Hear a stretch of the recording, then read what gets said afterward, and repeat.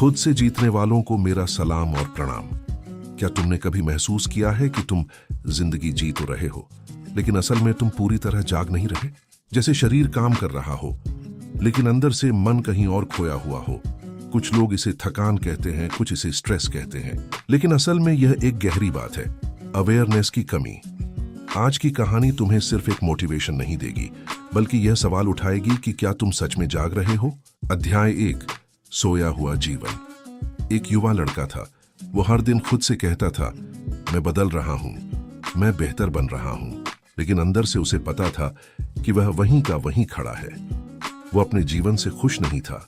कभी वह हंस नहीं पाता था, कभी खुलकर रो भी नहीं पाता था। एक दिन वह अपने गुरु के पास गया। उसकी आवाज भारी थी। गुरुदेव, मुझे लगता है मैं अपने ही अंदर फंसा हुआ हूं। गुरु मुस्कुराए और बोले, यह तुम्हारी समस्या नहीं है, यह आज की दुनिया की स्थिति है। आज ज्यादातर लोग आधे जागे और आधे सोए हुए जीवन जी रहे हैं। अध्याय 2, 2 रास्ते। गुरु ने लड़के के सामने 2 हाथ रखे। एक हाथ में प्रतीकात्मक नीली गोली थी, दूसरे हाथ में लाल गोली।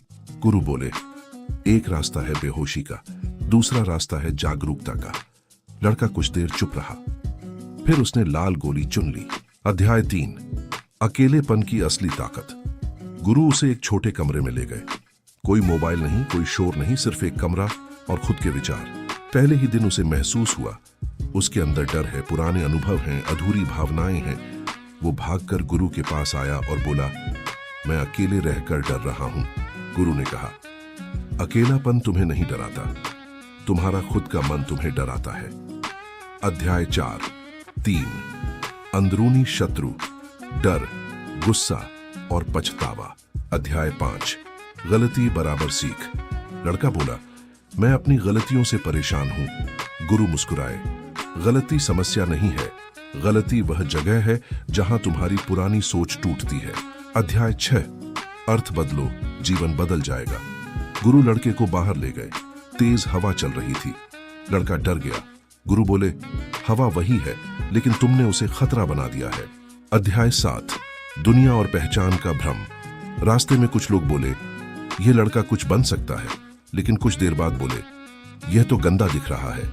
लड़का टूट गया। गुरु बोले, अगर तुम अपनी पहचान दूसरों की राय से बनाओगे तो तुम हमेशा डगमगाते रहोगे। तुम्हारी असली पहचान तुम्हारी मेहनत है। अध्याय 8, उद्देश्य की शक्ति। लड़का थक गया।